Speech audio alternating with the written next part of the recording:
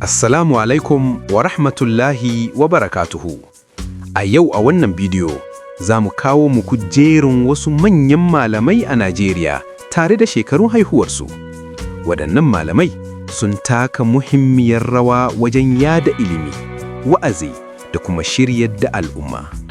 Ku kasance tare da mu domin ku san shekarun haihuwar wasu daga cikin fitattun malaman Najeriya da kuma irin gudunmawar da suka bayar ga addini da al'umma. Idan kuna son irin wannan bayani mai amfani, ku danna subscribe, ku yi like, sannan ku raba bidiyon domin sauran mutane su amfana.